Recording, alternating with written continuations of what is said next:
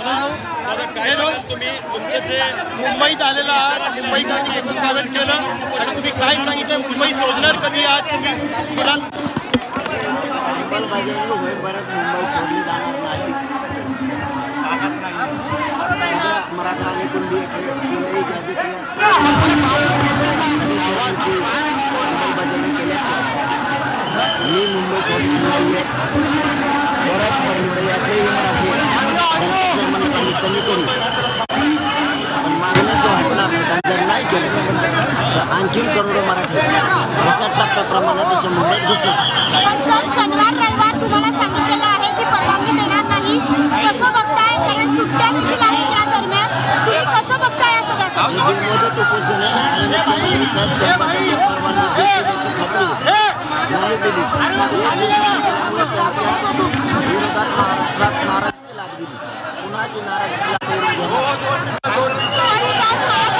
तुमच्याशी काही संपर्क साधलाय का? काही चर्चा बैठक घेणार आहे? सामंत आणि विखे येणार होते अशी एक चर्चा होती.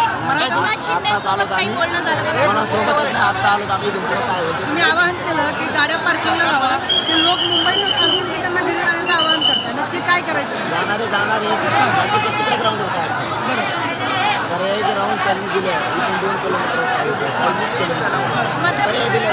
मोदी चर्चेचा आणि आंतरवाली चर्चेचा आणि संवादाचा मार्ग मोकळा ठेवलाय का?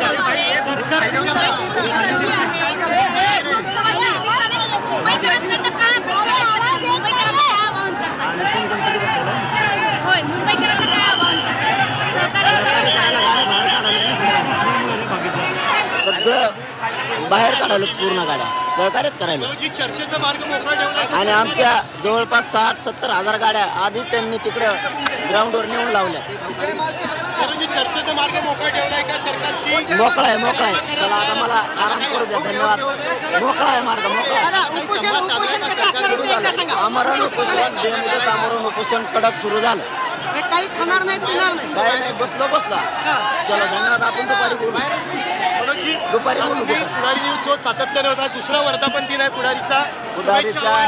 पुढारीच्या वर्धापन दिनाच्या निमित्तानं खूप तुम्ही कार्यालयात शुभेच्छा देतो. खूप शुभेच्छा त्यांना वर्धापन दिन. तर मनोज जरांगे पाटील यांनी आझाद मैदानमध्ये आमरण उपोषण सुरू केलेलं आहे. मरण पत्करायला मी तयार आहे, मात्र मागे हटणार नाही असा निर्धार त्यांनी केलेला आहे. आम्हाला माज मस्ती नाही. आमच्या मागण्याची सगळ्या अंमलबजावणी करा आणि गोरगरीब मराठ्यांचा सन्मान करा. हे मराठी मरेपर्यंत तुम्हाला विसरणार नाहीत आणि आमची परवानगी आत्ताची आत्ता वाढून द्या. हे पण आम्हाला सहकार्य करा. तुम्ही जर अडथळे आणले तर पुन्हा महाराष्ट्रातला मराठा समाज मुंबईकडे निघाल. शिंदे मुख्यमंत्री असताना सोडणार नाही. शिंदे मुख्यमंत्री असताना तुम्हाला नवी मुंबईतून परतावं लागलं होतं, तेव्हा आश्वासन मिळालेलं होतं. त्यानंतर सगळे सोयऱ्याची तुमची मागणी पुढे आली. आता तीच मागणी रेटून धरताय का? सगळ्या मागण्यांची अंमलबजावणी केल्याशिवाय उठणार नाही. चला धन्यवाद. चला मला आराम करू द्या.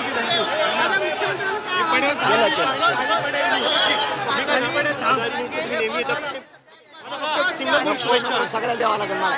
तुम्हाला शुभेच्छा दिल्या. दुसरा वर्धापन दिन दिल्या शुभेच्छा. मला उपोषण करायचं.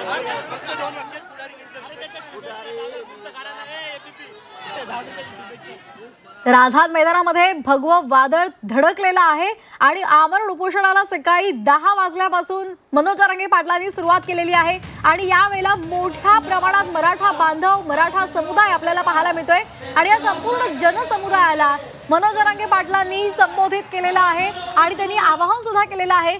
मुंबईकर पोलीस नाराज होतील अशा पद्धतीने कुठल्याही प्रकारचं कृत्य करू नका. माझ्या कानावर तशा पद्धतीचं कुठलंही कृत्य यायला नको. पोलिसांना सहकार्य करा.